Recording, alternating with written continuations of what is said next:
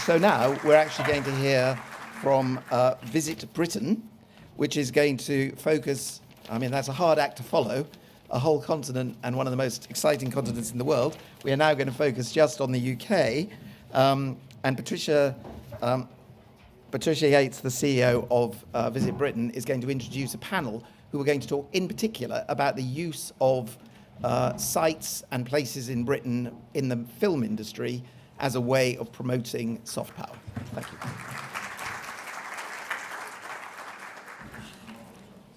So, lights, camera, destination, welcome to our panel. Britain as a destination for film and TV production and inbound tourism, those are two of our most successful export industries. And not only do they deliver economic growth across the nations and regions, but they also shape the perceptions of millions of people overseas and build into that soft power agenda. So I have an amazing panel to discuss that with you today. I've got Neil Rami, who's CEO of the West Midlands Growth Company. I hope I'm not stealing your thunder, Neil, but home of Peaky Blinders. Adrian Wootton from the British Film Commission, who spends a lot of his time out promoting Britain as a great place to come and film. And Andrew from Expedia, who sees the results and actually is working with us to make sure that we make the most of our promotions. So we know from our research 9 out of 10 potential visitors to Britain want to come and see a film location.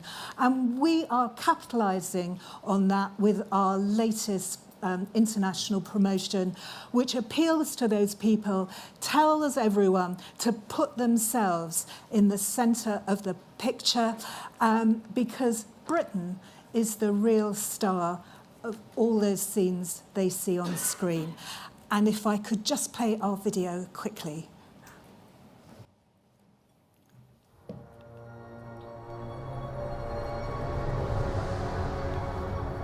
I don't like this. Something's definitely up.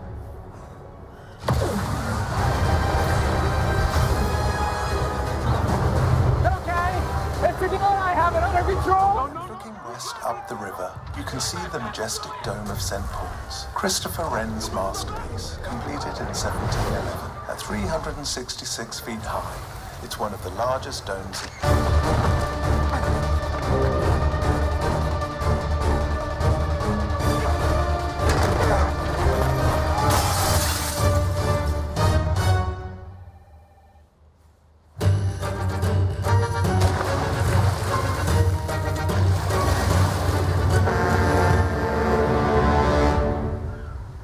So calm on the water.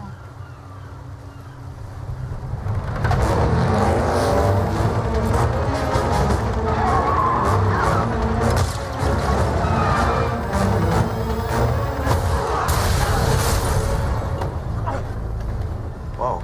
Yeah. What a view. Excuse me, there was a man who just came through here. There was a man. This is a life, isn't it? So peaceful.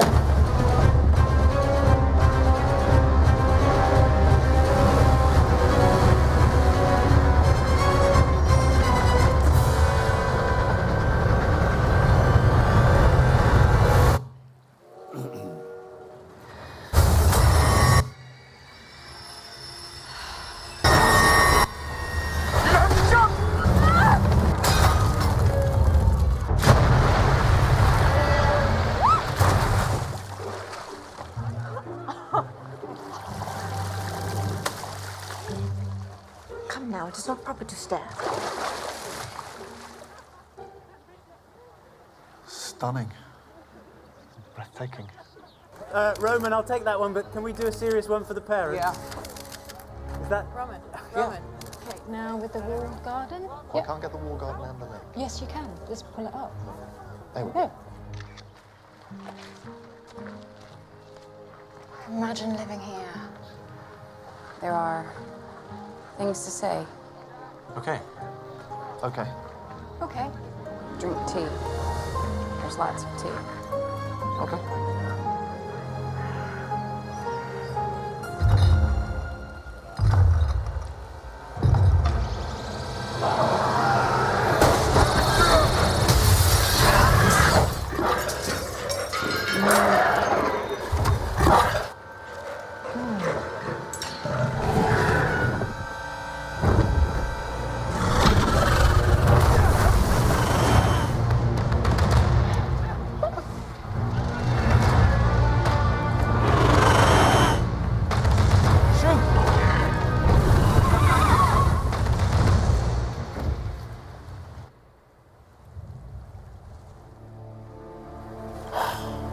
Not him again. Bloody Tom Cruise. He gets everywhere. There she is. Look. Just behind that tree, I think it's the rough-legged buzzard. Oh. Such varied wildlife. It's beautiful.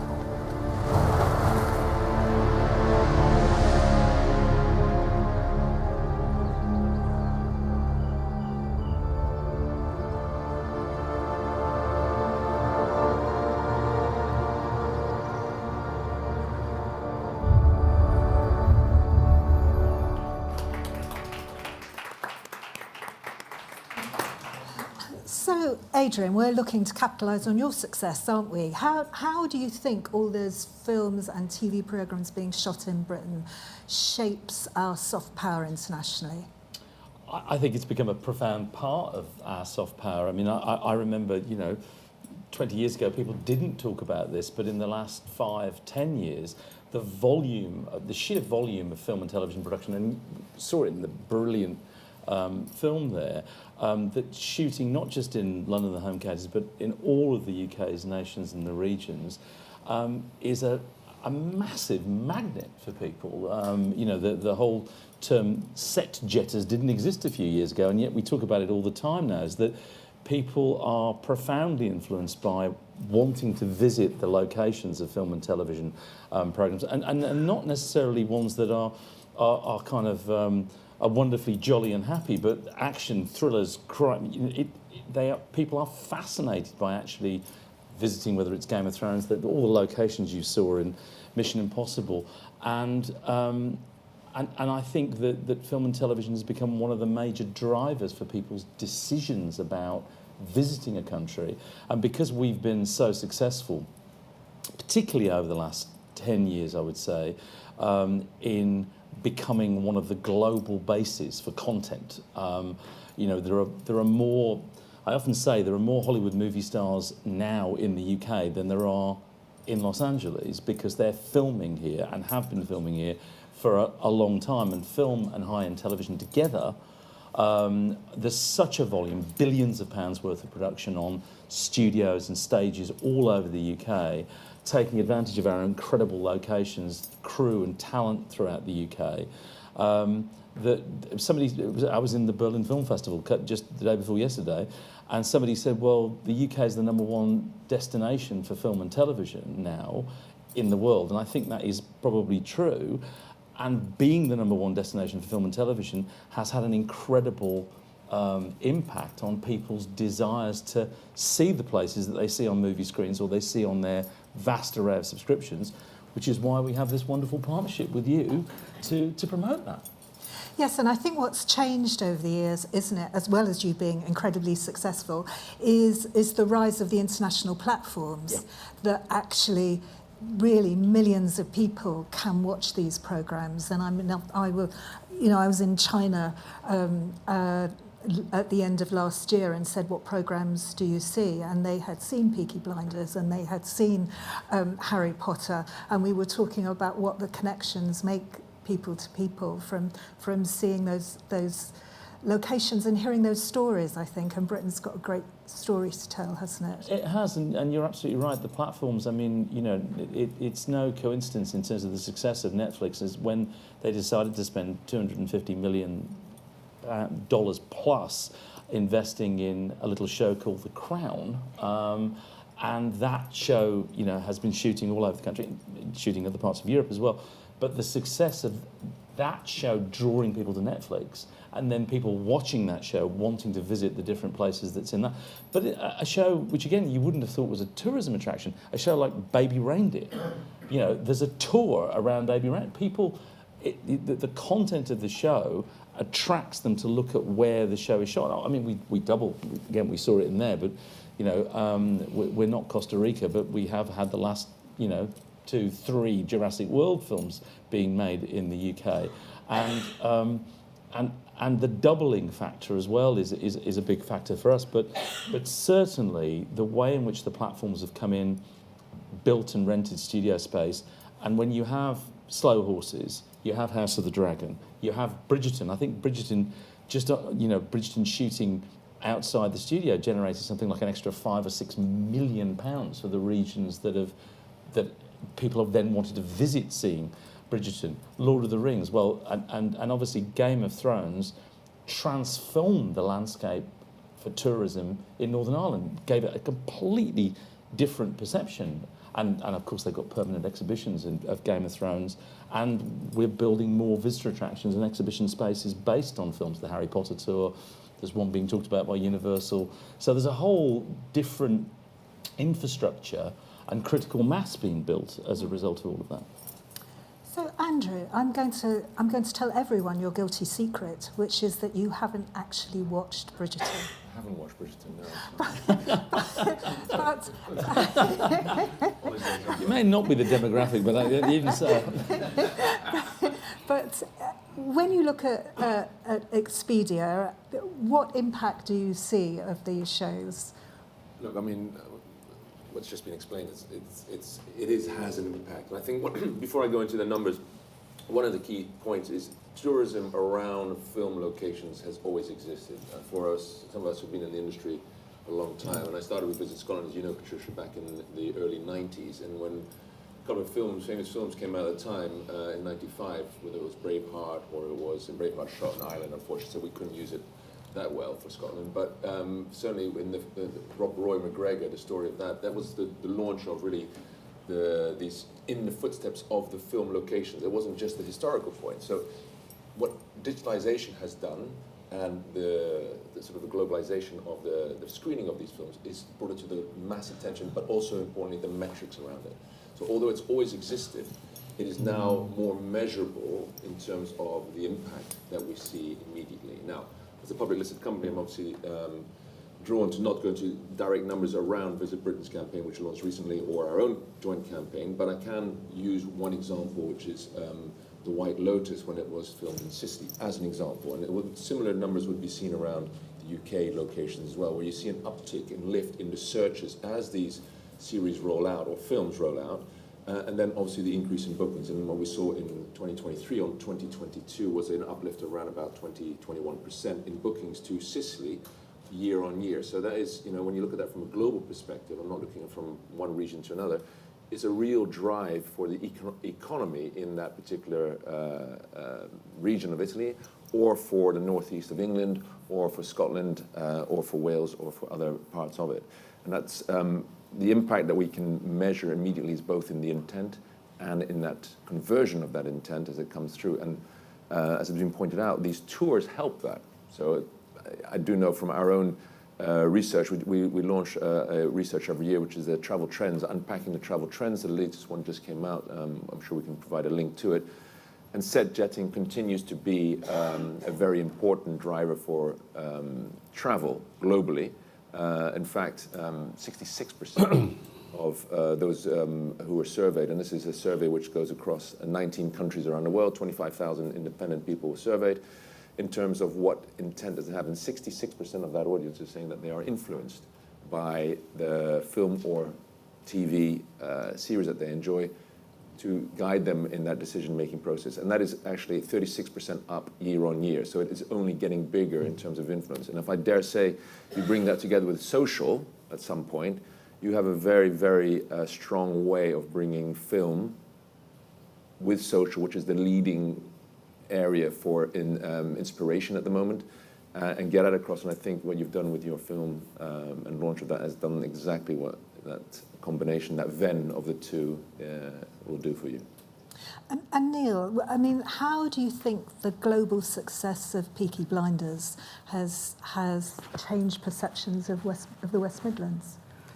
Well, if you'd said to me that a gritty drama where most people end up dying is how you want to advertise your location a few years ago, I would have questioned it. But it's been phenomenal.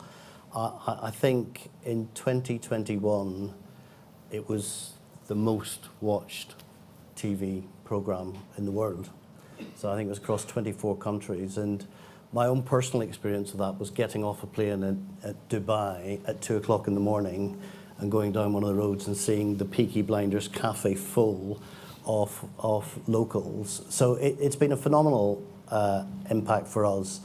And, you know, unlike some of perhaps the more iconic historic places, for Birmingham and the West Midlands, we haven't traditionally had that. And I think the point that you make about the platforms and the scale and quantity now of production, helped of course by tax credits and, you know, the incentives from government, means that places like Birmingham and other locations around the UK can see that. But from our perspective, it's become pretty iconic, really. So it's helped define more broadly what we're now doing in tourism. So we had Rambert, there's been a ballet of Peaky Blinders, we have historic walking tours, there are escape rooms which are Peaky Blinders branded. We're now looking at a dedicated visitor attraction, which will be Peaky Blinders, and of course the story continues. The film, there's a film being made this year, which is just finished actually in production. Will come out later this year. And shot in Digby. And shot right in the heart of the gritty centre of Birmingham. So for us, we see it as really a central plank of our tourism. And I think that the other point is people relate to these stories. And I think we have in Stephen Knight, who's the writer and creator, somebody who's very passionately a Brummie and is part of that story today. So he continues to, and in fact he's brought other shows now to us. So I think, yeah, it's been a phenomenal success and long may it continue. And what I would say, that as a destination, you've done really well in monetising that. Because I speak to some destinations that I know are where places have been shot and they say, oh, but it's countryside. So what do tourists do? Where can they go and spend their money? And they say, oh, but it's countryside. But actually, you've monetised it very well, haven't you? Yeah, I mean, we've seen a 24% increase in domestic tourists to domestic visits to the West Midlands just from Peaky Blinders alone, and 19% on international tourists. So it's become an industry. We're fortunate in that one of our most successful attractions, the Black Country Living Museum, which sort of depicts everything from the Industrial Revolution right through to the 50s and 60s of this country, is used as a central location. So it's been phenomenally successful, and obviously has now branded Peaky Blinders tours and so on. And I think, you know, that the lesson in this is one can't merely focus on the locations alone. You've got to use the brand and the location and encourage your wider visitor economy to embrace that and be creative and come up with new and more interesting ways of getting people to stay and getting them to stay longer. And my guilty confession is I have not been to the Black Country Museum yet. Well, we'll have to fix that, Patricia. So, Adrian, what does the future look like? Neil's touched on the things that there is more of Peaky Blinders to come, isn't there, Neil? What do you see as the future potential here for tourism and film? And, you know, for the people that are in the audience and want to get ahead of the curve, where are the destinations that you would tip in the next year or two? In the UK, please. No.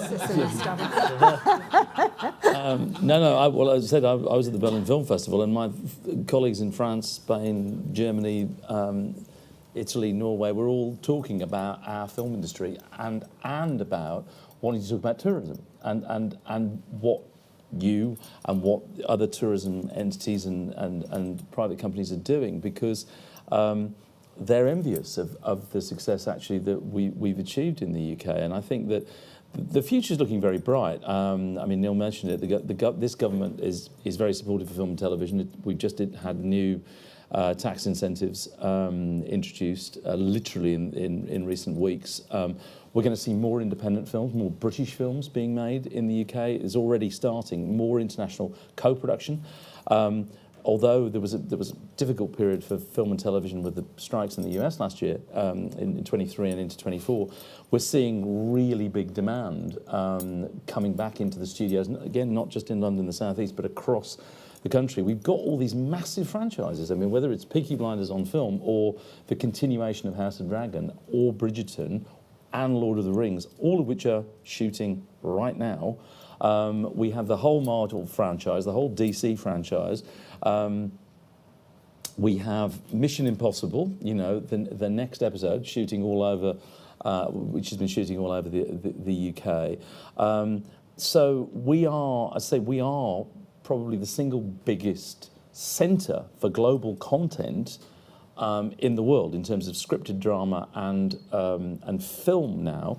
Add on to that independent film, there's a huge opportunity for tourism to build and build and build on this, because we've got more eyeballs on more content being made in the UK than just about anywhere else. And it's a very, very exciting time, and it will be, and it won't just, I say, I mean, what's happening in Scotland is very exciting. They've built new studios.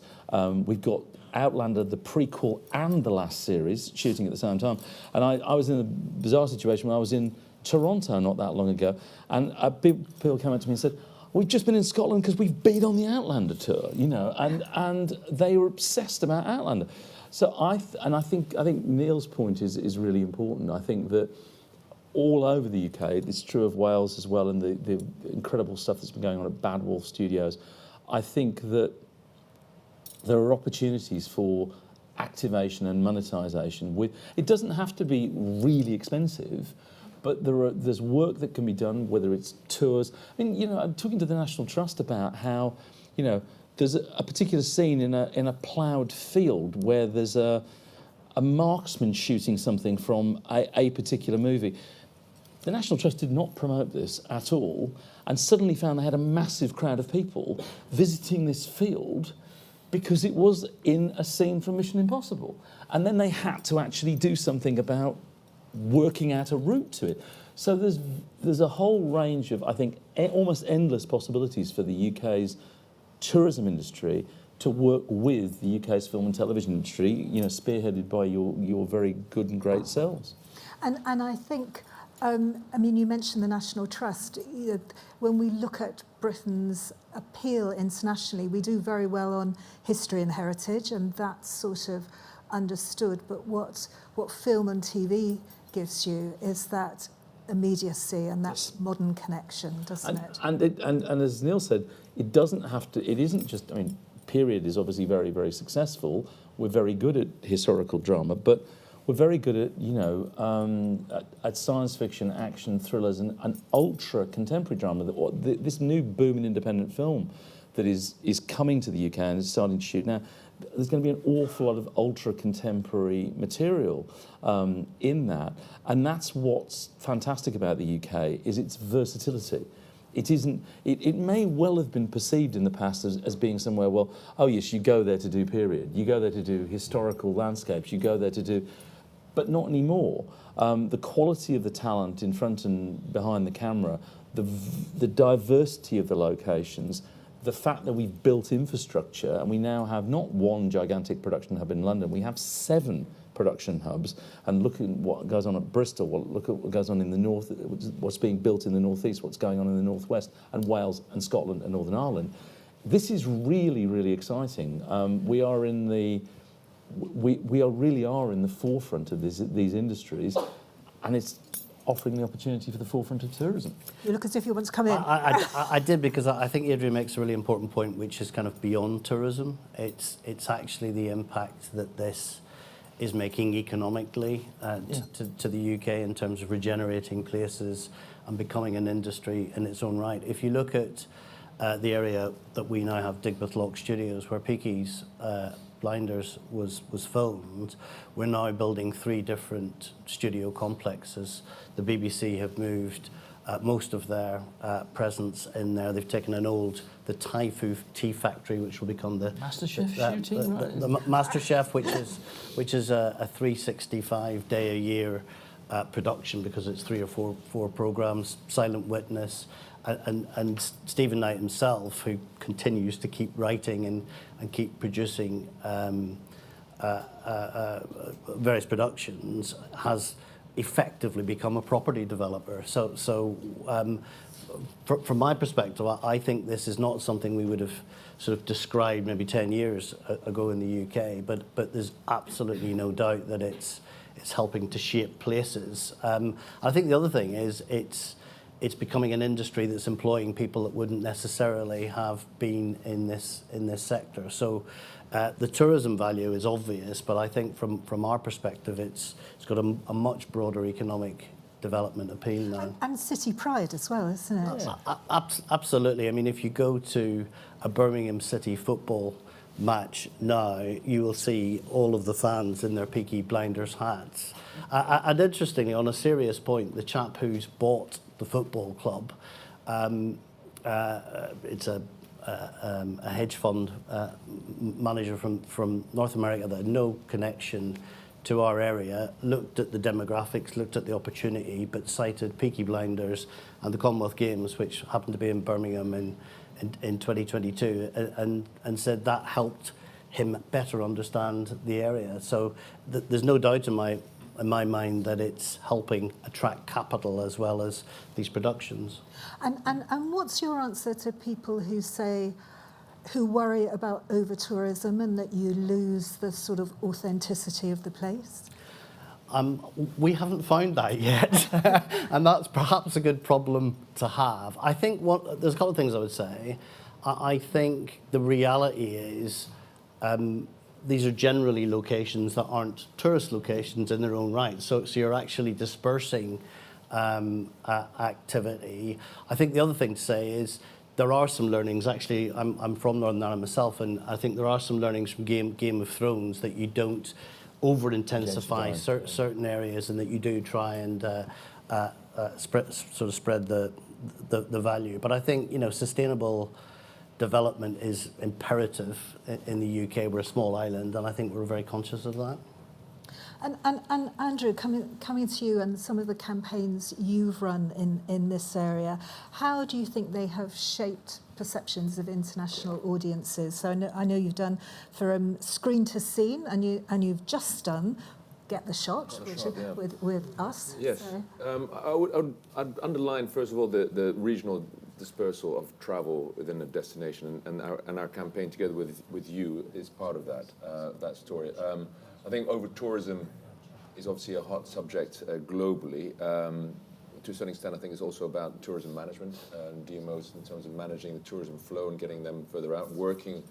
And I think film and TV can do a huge amount for that, and is doing a huge amount for that. I mean, I live part-time in Northern Ireland every weekend, so I've been on those flights regularly from London, actually with people dressed in capes, getting off and then going and doing the tour. So it has that phenomenal impact to spread tourism throughout the country in order not to create over-tourism, but to disperse away from overcrowding in different places. So actually it's a positive as opposed to be seen as a negative. Obviously from our point of view, these campaigns are to aid that. So it's so the campaign in a very quick snapshot here has got the shot is what are the locations for the next big film, and it's identifying that through 3 very short films that were launched 2 weeks ago, and kind of ties into your own campaign, your own standalone campaign, where it's identifying the northeast of England, it's parts of Wales, and it's parts of Scotland as potential locations for the next. And it's a bit of a tongue-in-cheek play with 2 very well-known comedians going around and identifying these locations because that's their assignment. So it's highlighting other parts of Britain, which is very important, obviously, for that international tourism coming in. And as you see that connectivity start to increase, not to the hubs of London or Manchester per se, but as you see, and that's maybe looking forward to the future, with the Airbus Neos 21 XLRs, which will be able to do region-to-region points of connectivity. You will see that obviously play into that much more, flying from, for example, Toronto to Glasgow or even Birmingham or wherever it is, because you're no longer going to need these hubs to quite the same extent. So you play into that potential as well to increase the travel direct as opposed to having to go through those main gateways. The other thing I would say is quite important is, and that's coming as well, and we've started that, and we're, I think, one of the first ones to do that, is to create a platform that is immersive and integrates the film with the booking opportunity. So rather than sort of jotting it down, as I have been, jotting down the location of the film, I didn't even know that, by the way, that Jurassic Park was filmed, and that's something we have to think about. But that's and myself to blame. But writing down, I must go and see this, is with our campaign together, is what we're creating here is a video, and at the same time, once you're watching the video on these locations, is you have the drop-down map with bookable places within that. So as the video goes to a certain part of Britain, you're then able to see where they are, where they're stayed, and the location and what activities there are, and you can book those directly. So you're actually integrating and bringing that look to book much closer together and then emphasizing the places. So that's also for visitor attraction, that's also for the lodging industry, but it's also for car rental and what have you, to bring that together and make it much more, or a lot easier and seamless for the traveler to make that connection between where they want to. I don't know how the hell they found the field, by the way, but that's GPS location, I suspect. Yeah. But you know, there is that huge opportunity to bring those two together to monetize for the industry, the locations, as well as the lodging, obviously overnight stay. Yes, because we have, as you both alluded to, you know, London is a huge global asset that for many international visitors, they can't see beyond London. And in fact, there is a wealth of different experiences in different parts of the country. In a very small country, you can get very different experiences from travelling round. Am I all right for time? Yes. Yes. I don't know if there's anyone in the audience that wants to ask a question. There is. I see a hand straight up. I was going to fill in for a while until a question came. Do we have a microphone? It's right at the front here. Very handy. Thank you.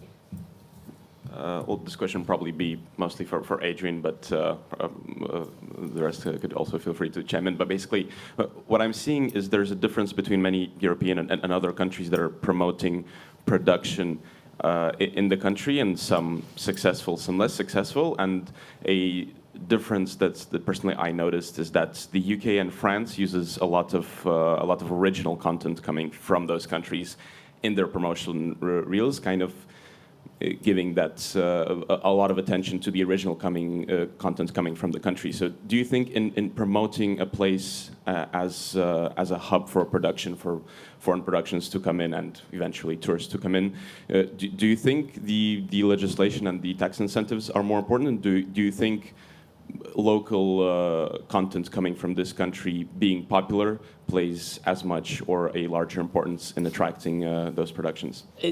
I mean, the answer is it's a combination of things. I mean, we over a long period of time, we've ended up with some of the biggest franchises and brands in global film and television history being based in the UK. Some of those are associated, we talked about Tom Cruise, with major stars. Those in itself are attractive to audiences and are attracting eyeballs from audiences, but they're also got a very specific British, cultural specificity. Harry Potter is a rather obvious example, but The Crown, it's bankrolled by Netflix, and it couldn't have been made without a streamer paying for it because it costs so much money to make.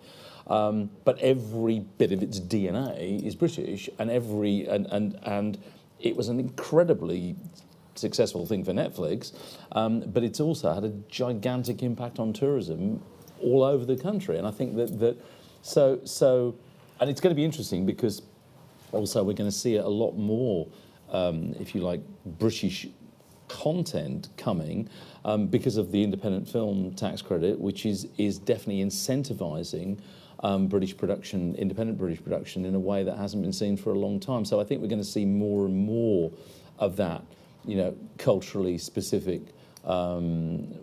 project coming out in certainly in independent film. And how do you see that, Neil? Yeah, it's a really good question, because from my perspective, this is a soft power point. Fundamentally, it's about creating a narrative for a place, for a country, for a region. And I think for the UK, it's all about investing in new writing and new writers. And it's something we're very conscious of in our area. I mean, Jurassic Park's great, but ultimately that bandwagon will leave, and we want stories which are relatable to our place. And the only way you can do that is have people off your place that you're investing in that are the next Steve Knight. And certainly he is literally investing himself in new talent. So I would say it's not just an issue for our region. I'm sure you would agree. You know, original content, I think, is really important in terms of our sort of proposition to the world. Well, I'm greedy. I want both. You know, because I'm very happy for as long as, you know, Kathy Kennedy, who runs Industrial Light and Magic, which means all of the Star Wars films and television series, says they've got a bigger footprint in the UK than they've got anywhere else in the world. And I'm really pleased that Star Wars is made here. And of course, you know, the Star Wars fans are completely nuts, even though these are, if you weren't aware, set in outer space. It doesn't really make any difference. People still want to find out where they were shot and besiege the studios. But I absolutely agree with Neil. I mean, if you look, because also if you look at things that are very specifically UK, I mean, you know, Slow Horses, which is a very expensive Apple television show shot in London, and people adore it because it is very culturally specific in the same way as The Crown is, in the same way as Peaky Blinders is. And I think so you know, I absolutely agree with Neil. I want those huge, big franchise shows. I'm very excited about the fact that, you know, we're going to have a Harry Potter television series, which is just starting, and that's going to be absolutely massive. But we also want to generate new ideas, and I'm happy that the streamers to pay for them, you know, and distribute them, but with a you know, a very British specific content. Any other questions? There's a lady there. Just to quickly find out from you, do you offer non-tax incentives to potential film crew productions? So I didn't hear that. No, I don't think the microphone's quite on. Tax incentives to film productions. Yes, non-tax. Would you offer non-tax incentives to potential film production crews? On a regional basis or on a national basis? On an international basis. Yeah.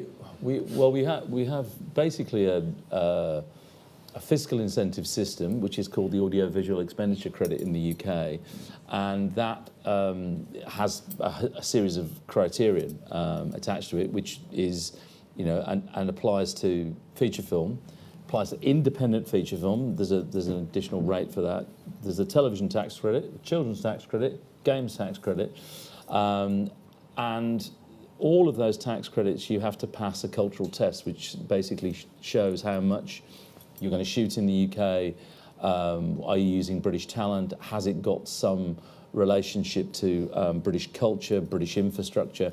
And it's a test with a number of points, and you have to pass that test in order, and crews and actors qualify against that.